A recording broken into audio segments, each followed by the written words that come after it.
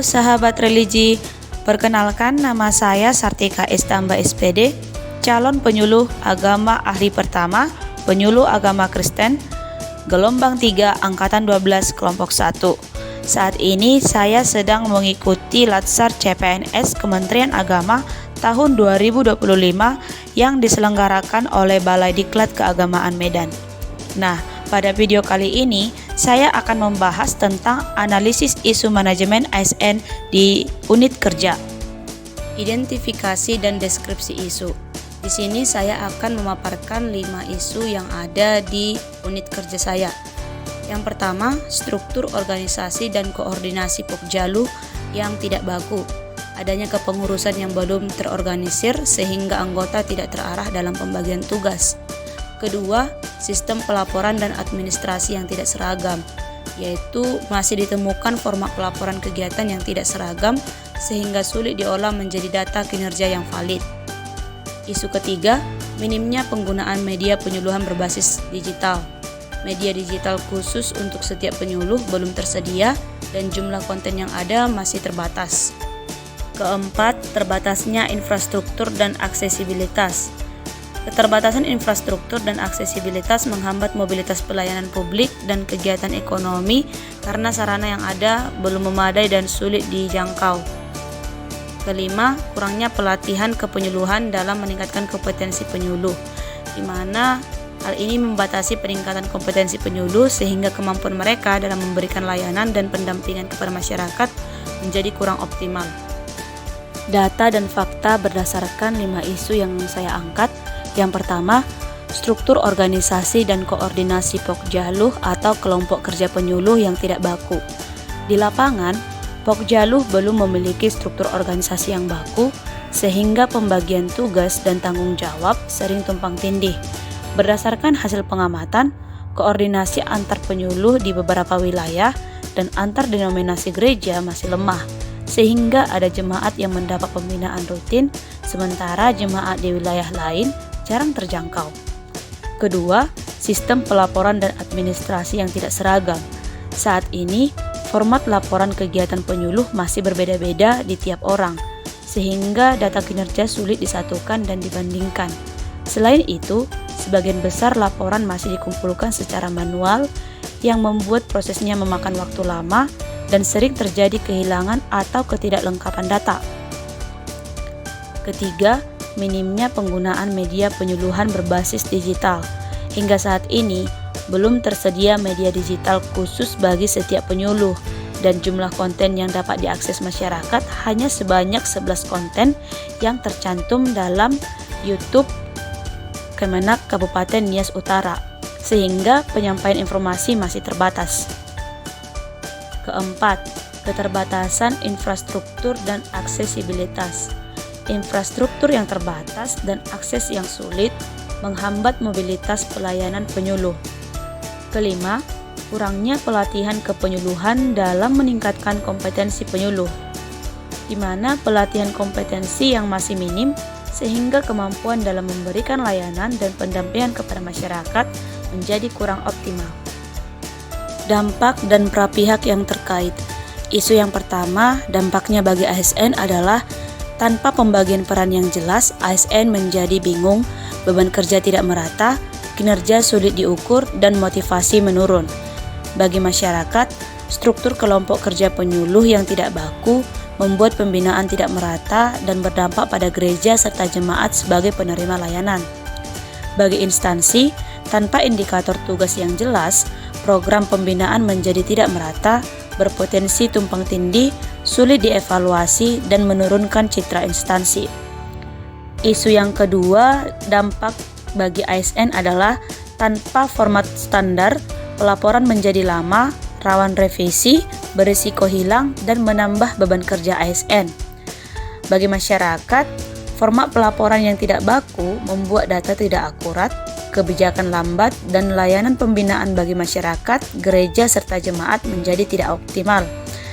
Sedangkan bagi instansi, data yang tidak seragam menghambat evaluasi, menyulitkan keputusan berbasis data, dan menurunkan efektivitas pengawasan. Isu yang ketiga, dampaknya bagi ASN adalah Kesempatan untuk mengembangkan keterampilan digital berkurang dan menyampaikan materi penyuluhan menjadi kurang menarik serta kurang efisien. Bagi masyarakat, akses informasi dan pengetahuan terbatas, terutama bagi yang tinggal di daerah terpencil, sehingga pemahaman terhadap program dan layanan pemerintah menjadi kurang merata, khususnya penyuluhan agama Kristen.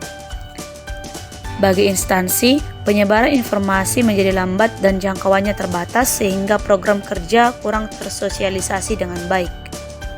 Isu keempat, dampaknya bagi ASN yaitu waktu tempuh ke lokasi binaan menjadi lebih lama, kinerja menurun karena sarana terbatas, dan wilayah binaan sulit untuk dijangkau. Bagi masyarakat kesulitan mendapatkan layanan penyuluhan agama Kristen karena akses yang terbatas. Bagi instansi, pelaksanaan program terhambat, biaya operasional meningkat, dan koordinasi dengan pihak luar kurang lancar karena akses yang sulit. Isu yang kelima, dampaknya bagi ASN yaitu kompetensi tidak berkembang, keterampilan pendampingan terbatas, dan kinerja menjadi kurang optimal. Bagi masyarakat, akses informasi dan pendampingan berkurang sehingga pengetahuan dan keterampilan yang dibutuhkan untuk berkembang tidak terpenuhi. Bagi instansi, target program penyuluhan sulit tercapai, kualitas layanan menurun, dan inovasi terbatas. Keterkaitan dengan mata pelatihan manajemen. Isu yang pertama, isu ini berkaitan dengan penetapan struktur organisasi yang jelas di mana prinsip manajemen tidak berjalan karena ASN bingung melaksanakan tugas, beban kerja tidak seimbang, kinerja sulit dievaluasi, dan motivasi menurun. Kedua, isu ini berkaitan dengan penyusunan indikator kinerja individu dan organisasi menjadi tidak efektif karena pelaporan memakan waktu yang lebih lama, sering direvisi, berisiko hilang, dan akhirnya menambah beban kerja ASN.